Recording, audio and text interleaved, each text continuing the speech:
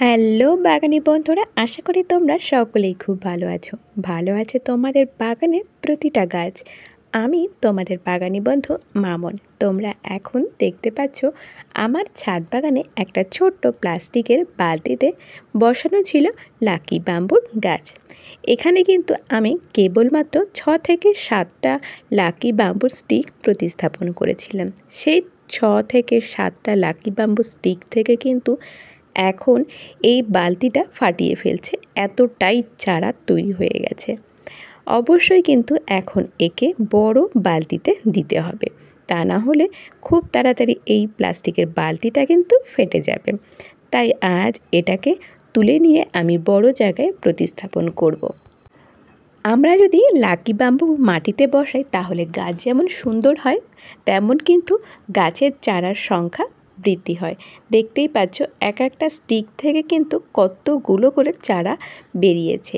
এই চারাগুলো কিন্তু আমরা চাইলেই অন্য জায়গায় প্রতিস্থাপন করে আবারও কিন্তু অনেক পরিমাণে চারা তৈরি করতে পারি।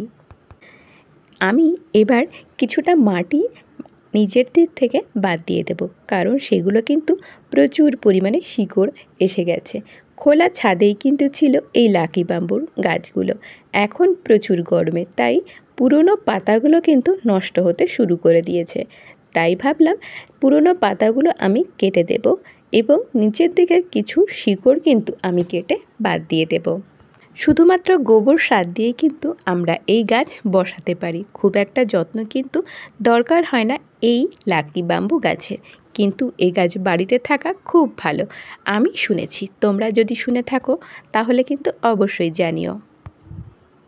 এত পরিমাণে চারা বেরিয়েছে যে এই গাছের মাটি একদমই নেই, আছে শুধু শিকড় আর নতুন নতুন চারা। কিছুটা শিকড় আমি এভাবে সাবধানতার সাথে কিন্তু কেটে বাদ দিয়ে দেব। এতে কিন্তু কোনো রকম কোনো ক্ষতি হবে না। এর আগেও কিন্তু আমি ঠিক এই একই পদ্ধতিতে মাটি পরিবর্তন করেছিলাম, তোমাদের সাথে শেয়ারও করেছিলাম। এভাবেই নিচের দিকে শিকড়গুলো কিন্তু আমি পুরোটাই কেটে বাদ দিয়ে দিলাম। এবার কিন্তু নতুন করে মাটি তৈরি করে আমি বসাবো। তার আগে এখান থেকে আমি কিন্তু বেশ কিছু চারা আলাদা করে নেব। একটা ছোট্ট চারা কিন্তু ভেঙে গেছে, এটা কিন্তু আমরা জলে রেখে শিকড় করে নিতে পারি। এটা মাত্র একটা স্টিক ছিল, সেই একটা স্টিক থেকে কিন্তু কতগুলো চারা তৈরি হয়েছে।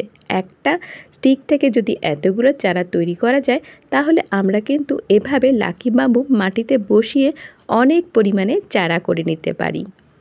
প্রত্যেকটা স্টিক থেকে কিন্তু অন্তত 7-8টা করে চারা তৈরি হয়েছে নতুন করে।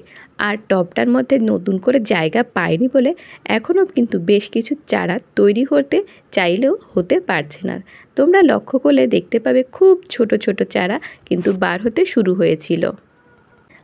এই লাকি বাম্বুর আগার দিকের কিছু অংশ আমি কেটে নিয়ে কিন্তু এইগুলো জলে বসিয়ে রাখবো, তার থেকেও কিন্তু নতুন করে চারা তৈরি হয়ে যাবে। জলে রেখে দিলে কিন্তু শিকড় এসে যাবে, শিকড় আসলে আমরা কিন্তু আবারও মাটিতে বসিয়ে নিতে পারি, তাহলে কিন্তু ভালো হবে। লাকি বাম্বুর গাছ জলে রাখার থেকে মাটিতে বসানোই কিন্তু সব থেকে ভালো। গাছগুলো যেমন তাড়াতাড়ি বাড়ে, তেমনি কিন্তু চারার সংখ্যা বাড়ে, দেখতেও ভালো লাগে। এই ডালগুলো কিন্তু অনেক লম্বা হয়ে গেছিলো, তাই কেটে নিয়ে এগুলো জলে রেখে চারা তৈরি করব।